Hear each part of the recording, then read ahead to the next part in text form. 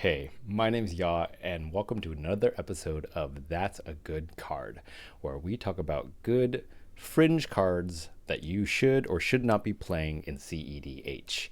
A question that Kyle and I both get a lot is, why does Kyle call me Ya when my name is spelled D-O?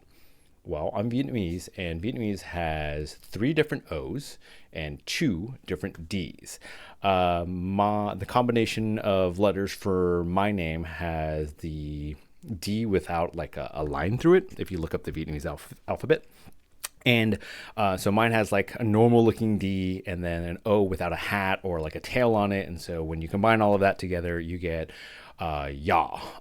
If you're really interested, it stands for independence or freedom. If you translate it, Vietnamese is a monosyllabic language though, so you've got to combine it with another word. So combined with Du and Ya, it comes out to Du Ya or my name.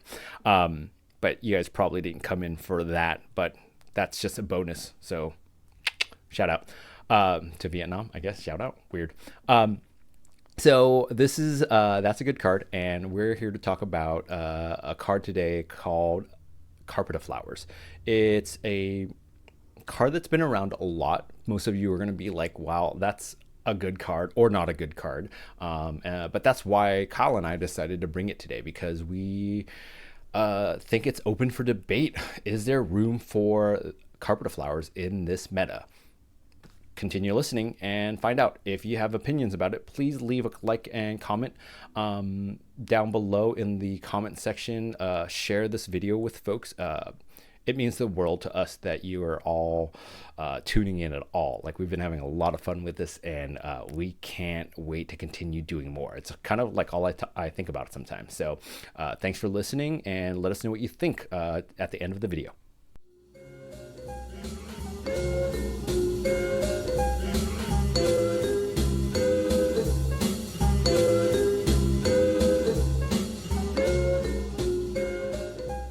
Welcome, listeners, to the true iteration of That's a Good Card. Today, Kyle will have the challenge of getting me to say, "That's a good card." While Kyle will be doing the convincing, I'll be playing the devil's advocate. Also, now is a good time to remind you to hit that subscribe button if you're listening to us on YouTube, and please, please, please leave a comment below with your suggestion for our next card. Kyle and I are always looking for fringe or cards that you've put into your sideboard and don't ever think about, and we'd love to talk about it. So suggest your pet card below. All right, Kyle, let's get started. All right, everybody. Today, I'm bringing some mild spice. If you go to Taco Bell and you order a couple of tacos and they ask you what sauce you want, this is mild. So this card that I'm bringing today is Carpet of Flowers. Now, this card has seen a ton of success. This is a disclaimer.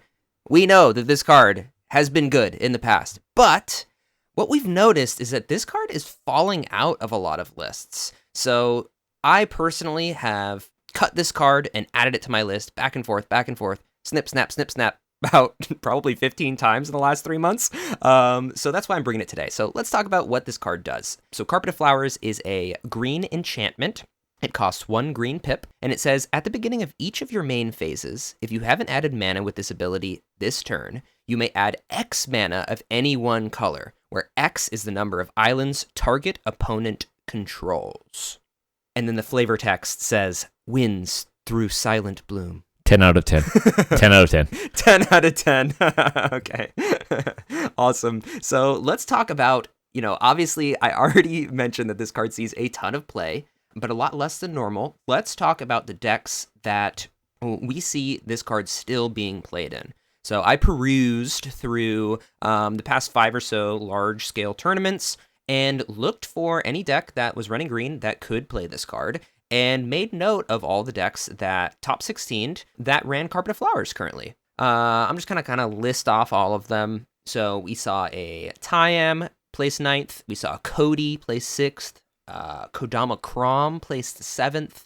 An Atraxa with both a 12th and a 15th finish. A Corvold with a 6th place finish. Shout out Nathan Walton. I'm going to shout out any Corvold player personally because I'm biased towards Corvold players. Hell yeah. I saw a Tassiger with a 14th place finish. A Kadena. Is that how you pronounce Kadena? Sure. Kadena sounds good to me. A Kadena Yeah, with a Kadena. 7th place finish. A mono green Azusa with a 9th place finish. A Timna Thrasios with a 12th place finish, and then a Malcolm Tana with a 16th place finish. Now, if I missed one, I'm really sorry, but from all those tournaments that I looked, at least the past 5 from the date of this recording, which was about mid-May, those are the finishes that I saw. So nothing running Carpet of Flowers in the top 4 placement. I know that's not a strong start of my selling point for this card, but I do personally think that this card is really good, and the fact that I kind of battle constantly of putting this card in my list or taking this card out of my list means that I think it's just a perfect card for us to talk about today. Because I'm sure if I'm struggling with this, a lot of other people are as well. So, worst case scenario at the end of this, I finally get a say of whether or not this card should be in my list or not. Yep. Whether I convince myself through our conversations or whether y'all convinces me that, just Chief called this card ain't it anymore. So, you know what? Let's get into it. You ready for my my major upsides to this card? Of course. Let's go. All right, cool. So my first point is that, in that Magic Christmas Dreamland, this card is like Black Lotus, right? It just makes you a ton of free mana. It's awesome. And it happens every single turn that it's on the field, right? So Magic Christmas Dreamland with this card, you're playing against mono blue Thada Adele, or mono blue Urza, right? And in those scenarios, holy crap, does this card give you a ton of value. You could be making up to, turn 5, you could be making 5 mana in your main phase, just whatever color you want. So that is the Magic Christmas Dreamland of this card, right? I did some digging into, let's go back into a realistic world of CEDH here, where you're playing against the top decks in the format, right? And right now, 9 out of the 10 top decks in the format run blue. So you're seeing islands or potential targets for your Carpet of Flowers in 9 out of 10 of the top CEDH decks right now. The only one, if you want to guess, that does not run blue, Magda. Right. Yep. If you look at the top 15 decks, you have 12 out of 15 that are running blue. The only 3 that are not are Magda, Obnixilis, and Tyam. Right? And then if you go all the way out to top 20, just throw Dihada in there as another deck that is not running blue. Yeah. Right? But that being said, so 16 out of 20, 12 out of 15, and 9 out of 10 of the best CEDH decks, or the highest performing top 16 conversion CEDH decks, will give you an opportunity to use Carpet of Flowers. Right? And if we want to talk about, really get into the nitty gritty here, if we want to talk about let's say the top 4 decks, right? So I looked up the top 4 decks in the format: Blue Farm, Kinnan, Sisay, and Tivit, right? This is top 16 conversion rate. Blue Farm runs 5 out of its 18 lands that tap 4 mana are islands. So that's 27 point something percent, right? For Kinnan, 4 out of 19 of the lands that tap 4 mana, about 20%, right? 21%. Yep. Sisay, 4 out of 20, that's 20%. And Tivit is the same thing, 4 out of 20, 20%. So about 20 to 25% of the lands that the top 4 decks are going to be playing and using actively to tap for mana, the ones that are sticking around, are going to be able to give you a mana source that Carpet of Flowers could use, right? I'd say that's pretty solid. I think that if 9 out of the 10 best decks in the format are going to be running this, there's a chance that you'll see 2, right? I think that it's on average, just anecdotally speaking of me feeling this card, I feel like I'm getting 1 for sure, and then 2 maybe if I'm lucky. And if I'm getting 2, I'm really happy. Like, I'm super happy if I'm targeting someone and they have 2 islands. I think this card is incredible value if it basically becomes a colored Soul Ring, right? It's like a Soul Ring that taps for colored pips. I love that. Super happy with that. So I think just in general, even if this card is 1 mana ramp that just taps for 1 pip, or doesn't tap, but you know what I mean. Yeah. It produces you 1 pip in one of your main phases. I think you're happy with it. I'd say that it's a better version of an Arcane Signet, right? Yep. Maybe, obviously, you can only use this mana in the main phases. I am aware of that. But better in terms of the amount of total mana that you could receive from it. Cool. That's my first point. Let's get into my second point. The second point is that it's just a small mana investment, right? So most of the ramp pieces that we're seeing, whether it's a Talisman or a Signet or a Fellwar Stone, cost 2 mana, right? And 2 mana, I don't know if you know this, y'all, is more than 1 mana. Hold on. So yeah. that, Okay. Yeah, that tracks. Let's do the calculation. Yes, that tracks. Let's get into the nitty gritty. Yeah, that tracks. Okay, cool. So in comparison to the other common ramps we're seeing that are normally 2 mana investment to make something that makes 1 mana for you, it's getting a better return on that. So I like that. Now it is a green pip. I get that. Sometimes green pips are hard to find, but at the same time, you can tap a Llanowar Elf and boom, you got it right there. So that's the second point. I think it's a cheap spell. Definitely a cheap spell. Let's talk about Yeah, definitely cheap, and we talk about this all the time. If it is a low-cost spell, we should at least have the conversation in CEDH. This card has had plenty of conversation about it, and it's gone in plenty of lists. But yeah, this is the reason why, right? This is the reason it has become popular in the first place, is because it's so cheap. Cool, let's talk about the third point. So my third point is that even if you're not getting mana out of it, right? It might force your opponents to take less optimal like fetch paths of their lands, right? So let's say that somebody does have a 1 blue pip counterspell that they have in their hand, right? And they're going to go tutor for something and are not necessarily going to use that mana right away, right? They could take pause because they see your Carpet of Flowers, and they could go and fetch for a land.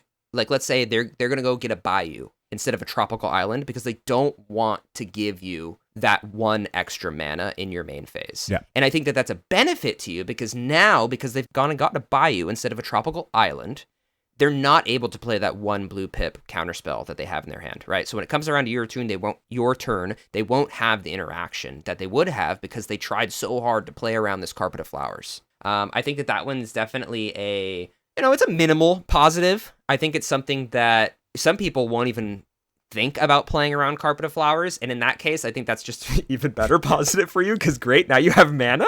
But even when someone is trying to play around it, like there's no perfect way to play around Carpet of Flowers, and I think that's a positive point that we should talk about. This guy would not play around Carpet of Flowers, meaning me. Yeah, I know you would not. You'd be like, sure, I want my volcanic island. I'm getting my volcanic island. Yeah. But yeah, those are my 3 points. I think this card isn't super, like, special in any way. Well, won't say that. It's not that it's not special. It doesn't have a lot of flair, right? There's not a lot of layers to Carpet of Flowers. It's a ramp piece. It is. And it can be a damn good ramp piece, right? It's not super flashy, but this card is awesome. And I think that the fact that it's in, I mentioned that it's in a ton of lists, all the lists that I talked about early on. And I bet you that in all of those lists, across all of the pilots and all the deck lists, it's probably in 65%, 70% of sideboards that weren't running it. Yep. Right? For sure. Probably. Now, these are fake numbers. Haven't looked up anything for this. Don't quote us. But this is just, don't quote me on this, but I'm just going off of the feels. I know, just by perusing Mox field links, that Carpet of Flowers is in a ton of sideboards, in a ton of considering pages. So, I know that this is a powerful card, but we really have to talk about whether or not this card should actually go in your deck, because it's right there, right on the fringe. All right, those are my points, y'all. Let's hear about the downsides. Why aren't we seeing this card in top 4 lists? First of all, I want to go back real fast. 1, I think that's a great tagline for our podcast. That's a good card. Please don't quote us. Yeah, don't quote us. Don't quote us. Fact check. Also, Cody? Really? Cody made a top 6? Mm-hmm. Whoa. Hell yeah. Totally. Shout out Cody. In 2024? Oh, crazy. And I agree with you, man. I think this is really definitely one of those cards that we should be talking about, and it is a great card to kind of have a conversation about, in the sense that I do think this card does a lot, but it is, like you said, and I think that's the thing for me. It's not flashy, right? It's not like flashy. It's an investment, and it's kind of like a layaway in a sense, right? And so I think that's like the first point that I would bring up is like that it's very much a mid-range card, and maybe that's the reason like why we want to consider it now, because it isn't one that you want to, if your deck is one for like, I'm going to just draw a card and I'm going to pass and hold up interaction, Carpet of Flowers doesn't do you any good, right? You play that Carpet of Flowers, you don't get to use that on somebody else's turn. It has to be on your turn when you're trying to develop and or go off, right? And so that's the first thing that somebody should consider is like, is my deck mid-rangey, looking to just sit back, pass a turn, right? Because I can only use this only triggers in my first main phase, pre-combat main phase, or my post-combat main phase, right? And that's where I can decide what I want to do with and who I want to target. Something I didn't write down, I just thought about right now. If somebody wanted to waste a deflecting swat, man, you're really hosed if somebody's using a deflecting swat on you it does target. Change the target. To deny you some mana. Yeah, I mean, I will point out that there is a caveat to that point. I think for the most part, I do agree that this is more for like the mid-range long con develop state. But at the same time, like the reason that I want to talk about this card is because I run it in Corvold, right? And Corvold is a turbo list. Yeah. But it's a little different than a lot of the other turbo lists, like in a sense that like Corvold is playing main phase really often. Like Corvold is ad nauseing in main phase, probably more than any other turbo deck. Yeah. Right. So the main phase ad nause is real, and because of that, Carpet of Flowers I think fits really well into Corvold. This card specifically in Corvold, since we're talking about it, has gone in and out of really successful lists since Corvold's been printed, probably. Yeah, like, for sure. So like when I first was, waltzed into the Corvold Discord and immersed myself in all things Corvold CEDH, like this was in a ton of lists, a ton of them, almost all of them, right? And nowadays, it's not really in that many. I would say it's still in a good chunk for sure. And a lot of times, if people send me a Corvold list, like they'll be running it. I still run it in tournament settings, just because I think it's really, really good in tournament play, just because that's when you see more blue. If I'm just playing casually, or I know I'm just going to jam games with friends, like I normally don't really run Carpet of Flowers. If I'm just testing stuff out, like I think a lot of times I take it out as a testing, like it is that last couple of cards I'll take out to test something else. Exactly. So since it's a cuttable card, like I take it out to test something else. So when I'm playing CEDH games with my friends, like I will take that card out to test something in Corvold. Yeah. Right? Happens all the time. Yep. But that being said, like in tournament play or in competitive settings, like I don't feel bad running Carpet of Flowers still. That's a great point. And, I think that's the whole point is that you do want to be aware of like what you're playing into and what you're trying to do with your deck, right? At the end of the day, like it's gonna be, it is kind of like that 99th or 100th card, right? Like that you're looking at and you're deciding between this or that. And so I think that's why we see it in so many sideboards, is because it does a lot, but it doesn't do quite enough. And so that's kind of my second point, is that it is a very low floor. Right. Like there are times where if you play this out turn one, you may not get anything for it for like a couple of turns. Right. It could. Yeah. Because like, let's say all of those decks that you mentioned, Blue Farm, Kinnan, Sisay, Tivit, maybe not Kinnan, like they probably run, they definitely all run a command tower. They all run a like Forbidden Orchard or an exotic all the orchard. Lands that are going to. Right. Yeah, all the lands that aren't islands that are still going to tap for whatever colors they want. Yeah, and so those are like all of our decks run something like that, if not all of those cards, right? And so you can just kind of hit a string of like not ever seeing an island, or maybe only seeing it from one player who only played out one island because they went first. And so the floor can be really low, and because of that, or like on the very rare occasion, and I do think this is a rare occasion, I don't think it'll happen a lot, you just run into a pod, no blue, right? And now even in a tournament setting, you're going to basically draw into a dead card because it's not going to do anything when you now know, okay, this pod has no blue, I'm already in the tournament, like it's just not going to get anything. I do admit that I think that's pretty rare, but it's not a non-zero chance, right? Yeah, and my rebuttal to that point is just like, okay, if you're in a pod with no blue, right, does that mean I'm cutting Pyroblast or Red Elemental Blast because of the off chance that I'm in a pod where there's no blue? No. And any time I've been in a pod with no blue and I draw Pyroblast or Red Elemental Blast, I kind of shrug and I go, well, this kind of sucks, but at the same time, thank God I don't have to deal with any blue this game. But I think the interesting thing about those cards is like you can still cast them. Right, because one of them. You can cast one of them. Is it Reb or Pyroblast? I can't don't remember. Cut to the card that we can cause right here. Yeah, there we go. We got it right for sure. Dub over this. I'm not cutting that. And so, like, there are some ways to kind of play with that, and I agree with you. Like, you're not necessarily, but it is something to consider as you are kind of playing around. And like, to your point, those are like the first 2 cards that I also consider, like, that's like my 97th and 99th card that I consider cutting. And depending on, like, again, what I'm trying to do and what I'm trying to look to protect. I think the last point I have is that it's a green card, right? And it's a card that it's a color that we just don't see a lot of play.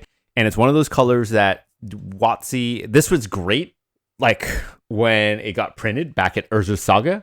But now with the power creep of where, like, modern, like, no vanilla cards, like, since Strixhaven, right? Like, this is a card that is just being power crept out of a lot of decks, right? Because other cards do maybe something similar with more pizzazz, more sparkle, right? Like, this is a good, solid card. I definitely think that that's the case. But it's a good salt of the earth, honest magic card. Honest magic card. But CEDH doesn't really care for honest magic, right? We want to cheat things in. Like, that's my favorite deck, is to cheat things in. I was playing Corvold last night. I stole a Rhystic Study, and Proud of you. I was able to politic people into thinking, I'm in Jund. Feed me a card. What am I going to do? Now, granted, I didn't do much for stack battles, but they kept feeding me cards. It's your first time playing the deck. And so when the ceiling is like that high in terms of like that's the impact we want out of a card, right? I cast 1 Rhystic Study. I had 1 land, and I was drawing cards, and I didn't even know what to do. I was overwhelmed. This card only whelms me. And that's my point on it. Yeah. Yeah, Carbon Flowers isn't a Dockside Extortionist. It feeds Dockside Extortionist, but it isn't one. Yes. That's another downside you could point out. It does feed Dockside Extortionist, but at the same time, it's a piece of ramp. I don't think there's any ramp that doesn't, besides Manadorks. Maybe Manadorks. And Manadorks are... They're hated right now. They're Bowmaster. Yeah, they're hated right now. Yep. But at the same time, like, it's ramp. Yep, it's ramp. Is going to feed Dockside. Yep. That's just how it is. Cool, yeah. I did want to make another final point before we get into the finishing argument, and that's the fact that this card is going to pop off once Flood Moon comes out. Dude. the blue You're right. Blood Moon card. You just turn everybody's lands into islands. Hell yeah. Carpet Flower stonks up. Dude, Island Moon? Oh, that's so good. Yeah, exactly. Whatever that card's called. I don't think it's called Flood Moon or Island Moon, is it? Whatever it's called. We'll put it on the screen. Put it on the screen now. There we go. Yeah. So, I guess it's time to get into the point of yours that I think is the best downside that you brought to the table. And I think that the most important, biggest downside of why this card isn't seeing play is because of that low floor, right? So you're saying that, you know, your second point was that this card has a low floor, and a lot of times, like you said, you don't want to draw into cards that have a low floor. We're playing CEDH, right? You want the card to feel good every single time you draw it. And, you know, as much as it pains me to say that this card has a low floor, because we've seen how successful it can be and how high the ceiling can be, the floor is low. This card can be dead. Yep. It can be completely dead. That being said, I think that even though the floor is low, because it's a piece of ramp, I think you can make the argument that when you're looking at your first 7 and you see Carpet of Flowers and you look at your pod, you kind of know whether or not the card is good or not. Just by like seeing the lay of the land, you can kind of tell, like, is this going to be a good card that I want to keep, or is it not? And I think that that's just purely based on just like looking around at the pod and knowing, or even knowing for like the 5-color decks, like knowing which deck is going to actually tutor for blue early, right? Like which deck wants that Mystic Remora, which deck wants that Rhystic Study. I guess all of them do, but you know what I mean. The ones that are more likely to do that instead of like cast their commander early, for example. So I think that that's the saving grace of this, is like, even though it is a dead card a lot and the floor is really, really low, at least you're really looking for this card in your mulligans and knowing in your mulligans of whether or not it's going to provide you value.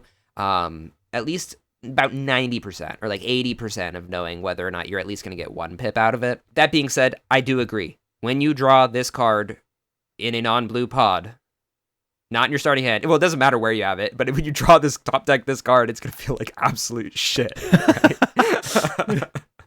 All right. What point did I make that you think is the biggest positive for Carpet of Flowers? You made 2 points that I really like. The first one is the low cost, right? It is such a low investment, right? It's such a low investment. It feeds a dockside, but like you said, like what deck doesn't kind of just feed a dockside, right? And it's one that you can easily just not play if you're holding it and you're like, okay, this is just a suboptimal play. I can just, but I can play this at a later turn and like it'll be fine because again, it's just one green, right? And like green is a pretty easy color to find, and the upsides, I think, honestly, I think the upsides of this card outweigh a lot of the downsides, right? Like it is still ramp. A lot of decks are proactive, right? It's pretty rare. You know, if your deck is draw pass, you know it, and you're not going to necessarily be looking for this card, or you play it anyways and know that it's there for you when you're going to try to go off. And then 2 is the spoiled blue island. All non-basic lands are an island. Oh, really? I really the like Blood Moon. Yeah, you think that's going to be relevant? Huh? I kind of do. Okay. I mean, I think it's going to be minimally relevant. I think that it is one of those cards that can be.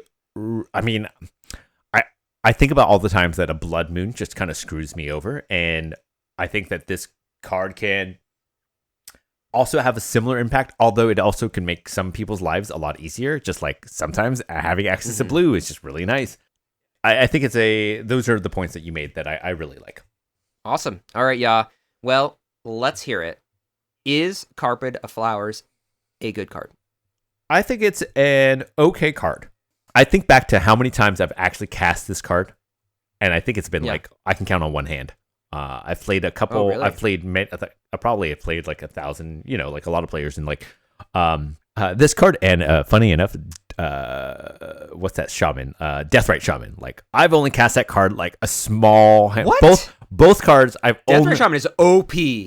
That card is so good. I hear you, but at the same time, it's 2 cards that are in green, right? I play Kinnan, so I play a lot of green. But it wasn't until I picked up Atraxa that I've actually played either of these cards. Yeah, and this card is in a ton of Atraxa lists. It's in the Atraxa list I run, right? Is it?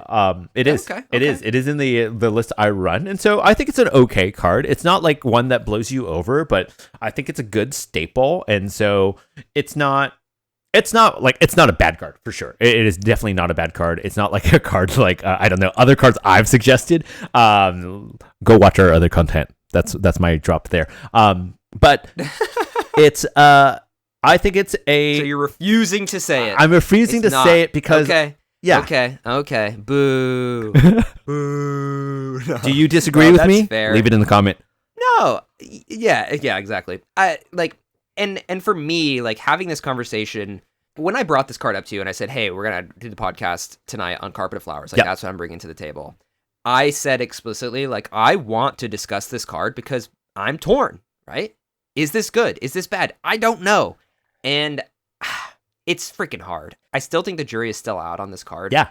It's hard for me to decide, like, is there another ramp piece that I would want to cut this for, right? So let's think like role-wise in the deck, right? It's like Carpet of Flowers sometimes makes me feel incredible. Sometimes it's the reason I'm getting a turn 2 Adnaz on my main phase. Right? Yeah. So like, it's so difficult when it's so inconsistent. Yes. But when it is consistent, or I guess that doesn't make any sense. When it does work, so I think it is inconsistent, but it's not that it's consistently inconsistent. It just sometimes screws you. Yep. You know what this card reminds me of? This card is the same feeling as every time I freaking cast Gamble. It's the same shit. It's the same shit. It's like sometimes I'm like, whoa. Like if I'm getting 4 mana off my Carpet of Flowers, I'm like, oh my gosh, so good. yeah, let's fucking go. Why would I ever cut this card? Why do I cut this card? And then once in a while, it's just like, wow, I'm getting no mana off my Carpet of Flowers. I hate this card. This card is so bad. I am immediately going to go to my list and look to see what I can replace it for. And it's the same shit with Gamble. Every time I freaking cast a 1 mana Entomb on accident. But you know what's funny? I know funny? the card is good. Yeah. But it's a feels bad card. Yeah, what's up? I don't really consider ever cutting gamble though. That's the thing. Like that's why I think I'm like that's true. This card Gamble. Let's be clear. Gamble's way better than this it's card. way better. But same feels. It's bringing me the same feelings. Definitely same feels. Yeah.